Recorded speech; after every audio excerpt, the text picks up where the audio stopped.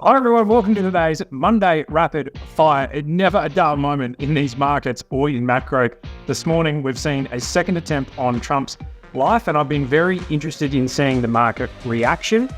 You could also discuss polling, but I think we need to wait on that to see where that comes. I suspect it's going to be a little bit like Butler, where they almost took his head off and his polling went up after that. I think Biden dropped out, a few weeks after that. So we're going to have to watch how this shakes out.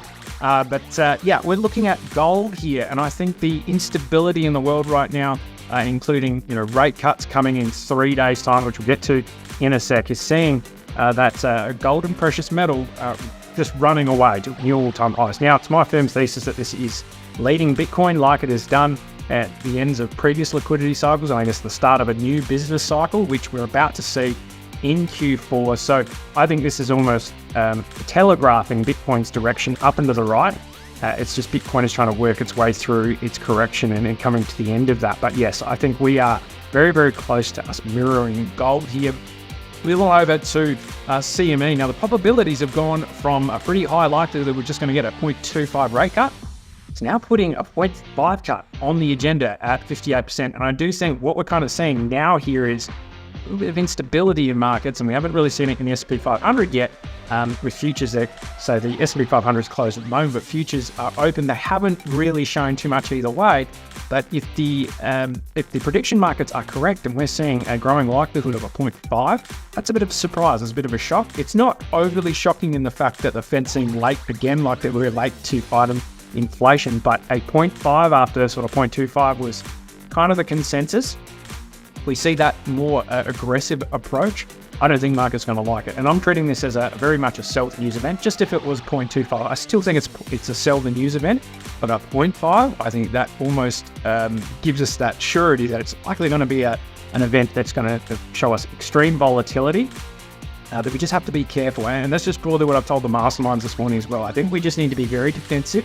There's a lot going on. September was always going to be, an absolute shit show. Pardon that word there, but I think we just have to be very defensive until after the rate cuts, because that is the pivot point. The few days afterwards, we're going to see which direction these markets are going to take. How is all this going to affect and gets digested? We do have to remember, though, whatever the Fed does, it will have a lagging effect on markets. So this is why I'm expecting a sell the news event, but then a rally out of it after, the week or so after that, in the back of September.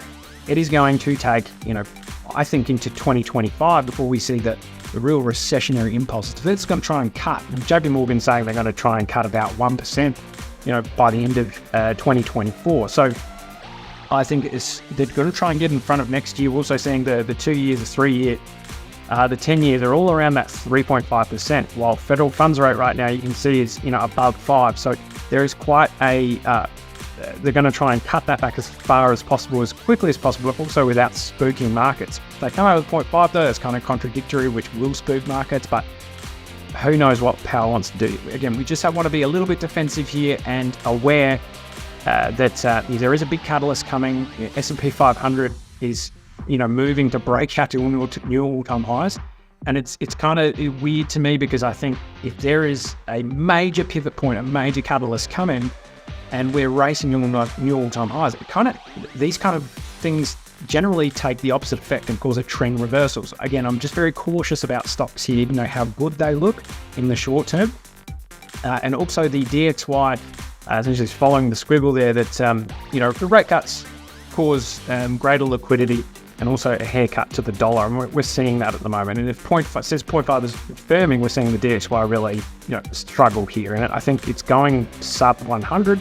We'll see the reaction down here, but there could be a bit of a bounce underneath. But generally, the dollar is going to find a real tough time of it.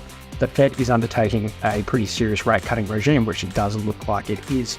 But again, it's all pointing to up and to the right. We just have to be very, very patient here in terms of the cycle and where Bitcoin sits. Now, Bitcoin, I'm going to predominantly focus on this today. You can see how close we are to the rate cuts at the end.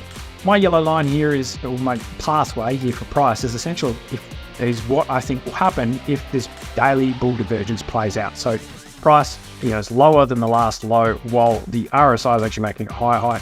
Confirmation, though, needs to be with a higher high and a follow through of price. But the 200-day moving average is kind of my barometer here. It's sitting at about 64,000 even. We want to crack this previous high, create a higher low, grab some liquidity there before the actual bounce. You can see here, just in this recent PA, we're making lower highs. So it does look like we are compressing into this band. So it would not be surprised to see us sort of do this kind of motion where we freak people out and go down to, lower 50,000s one last time in some macro volatility. And then we finally have the breakout that we want. So that's what I'm looking for. We also had the weekly close, which is super positive with the bullish engulfing. Doesn't mean anything though in these kinds of periods, because in the monthly candles or monthly chart looks pretty good. But the volatility you can have in the short term is absolutely outrageous. It's just kind of where these candles close. And I'm looking at the weekly 50 moving average, staying above that, and also the monthly 10 EMA. So if you've got those two on your charts and we're closing above them, we're at a very bullish posture still, no matter what anyone says. Start closing beneath them, then we have problems.